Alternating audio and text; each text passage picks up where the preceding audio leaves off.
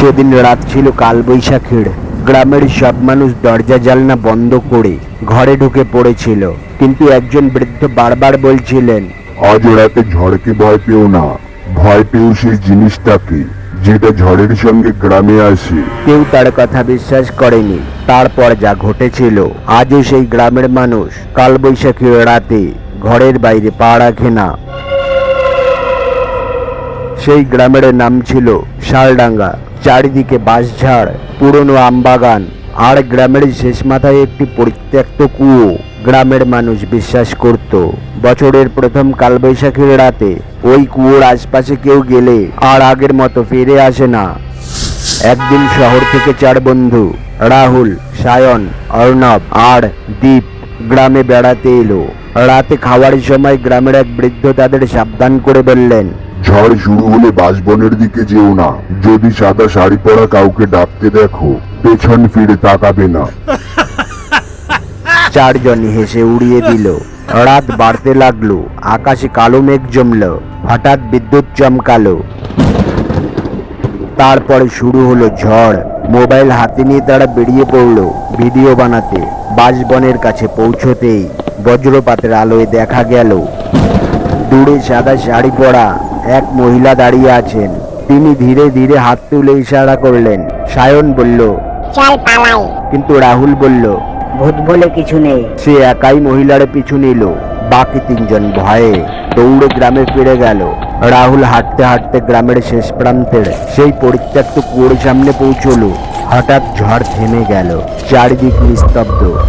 মহিলাটি ধীরে ধীরে ঘুরে দাঁড়ালেন। তার মুখ নেই, শুধু 2টো জ্বলন্ত চোখ। ঠিক তখনই কুয়োর ভেতর থেকে যেন অনেক মানুষের কান্নার শব্দ ভেসে এলো। রাহুল পিছিয়ে যেতে চাইল, কিন্তু তার পা যেন মাটিতে আটকে গেছে। হঠাৎ কুয়োর ভেতর থেকে বরফ ঠান্ডা একটা হাত উঠে এসে তারা পা ধরে টান দিল।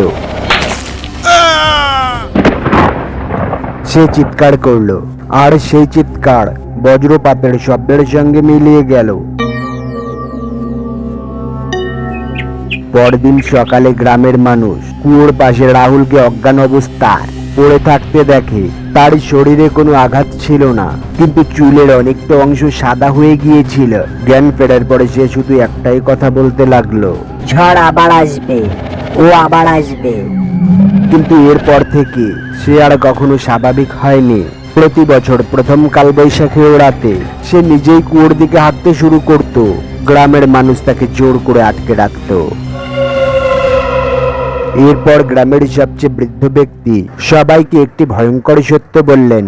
আজ থেকে প্রায় 40 বছর আগে এই গ্রামেই এক নববধূকে মিথ্যে অপবাদ দিয়ে নির্যাতন করা হয়েছিল। এক কালবৈশাখী রাতে তাকে হত্যা করে ওই কুয়োর মধ্যে ফেলে দেওয়া হয়।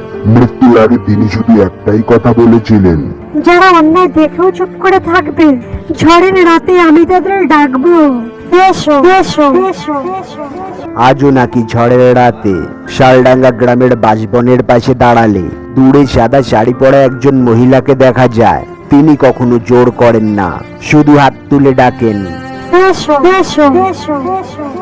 আর যে একবার সেই ডাকে সাড়া দেয়, সে আর আগের মানুষ হয়ে ফিরে আসে না। তো বন্ধুরা, কালবৈশাখীর ভয়ানক রাত গল্পটি আপনাদের কেমন লাগলো অবশ্যই কমেন্ট করে জানাবেন। যদি এমনই আরো ভয়ঙ্কর বাংলা ভূতের গল্প শুনতে চান, তাহলে ভিডিওটি লাইক করুন, চ্যানেলটি সাবস্ক্রাইব করুন এবং বেল আইকনটি অন করে রাখুন, যাতে নতুন গল্প আপলোড হওয়ার সঙ্গে সঙ্গেই আপনাদের কাছে পৌঁছে যায়। আজকের মতো এখানেই বিদায়। আবার দেখা হবে আরো একটি নতুন গা ছমছমে ও রহস্যময় গল্প নিয়ে।